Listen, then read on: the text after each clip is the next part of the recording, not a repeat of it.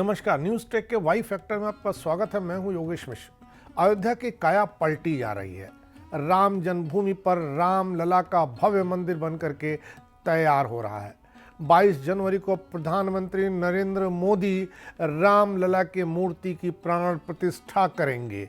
23 जनवरी से राम लला का भव्य मंदिर दर्शन के लिए खोल दिया जाएगा।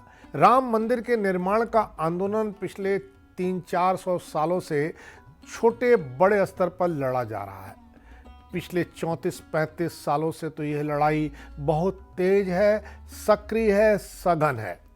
ऐसे में तमाम लोगों ने भगवान से भी प्रार्थना की होगी कि प्रभु आपका मंदिर बन जाएगा, आप मंदिर में विराजमान होंगे तो हम ये करेंगे।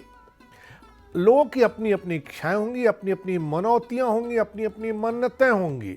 लोग अपने अपने ढंग से मंदिर दर्शन के बाद मन्नतें पूरी करने में जुट जाएंगे।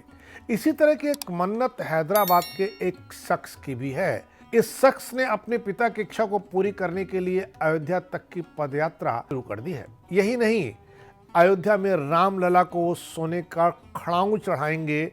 इसके लिए उन्होंने अपने यात्रा के दौरान अपने सर पर खड़ाऊं रख रखा है। चल्ला श्रीनिवास शास्त्री उसी अयोध्या रामेश्वरम मार्ग पर यात्रा कर रहे हैं जिस पर भगवान राम ने वनवास के दौरान यात्रा की थी। श्रीनिवास शास्त्री रास्ते में भगवान द्वारा स्थापित सभी शिवलिंगों को छूते हुए उल्टे क्रम में यात्रा करना चाहते थे। बीते 20 जुलाई को उन्होंने अपनी यात्रा शुरू कर दी है। शास्त्री पहले ही उड़ीसा में पुरी, महाराष्ट्र में त्रयंबक और गुजरात में द्वारिका जैसे कई स्थानों को कवर कर चुके हैं। उन्होंने बताया कि वो अपने सर पर चरण पादुका रख करके 8000 किलोमीटर की पद यात्रा करेंगे। उनकी ख्वाहिश है कि अयोध्या पहुंचने पर अपने सर पर रखे हुए सोने की पादुका वह उत्तर प्रदेश के मुख्यमंत्री योगी आदित्यनाथ के सुपुर्द कर दें। शास्त्री ने कहा कि मेरे पिता ने अयोध्या में कार सेवा में भाग लिया था। वह भगवान हनुमान के बहुत बड़े भक्त थे। उनकी इच्छा थी कि अयोध्या में राम मंदिर बने।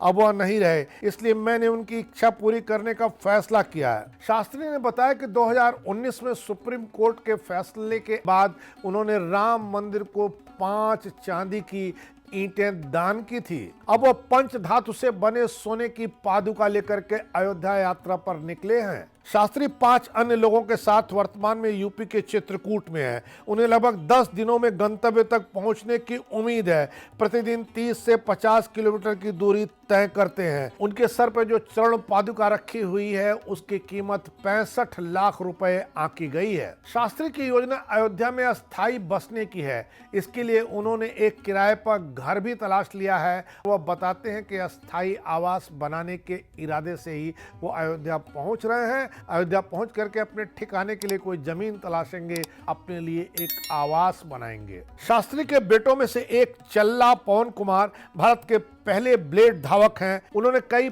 पदक जीते हैं। शास्त्री पेशे से साउंड इंजीनियर हैं। वह तमाम स्टूडियो में बतौर साउंड इंजीनियर काम भी कर चुके हैं।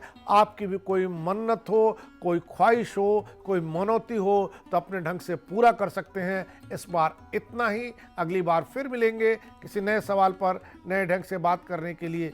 तब तक के लिए नमस्कार।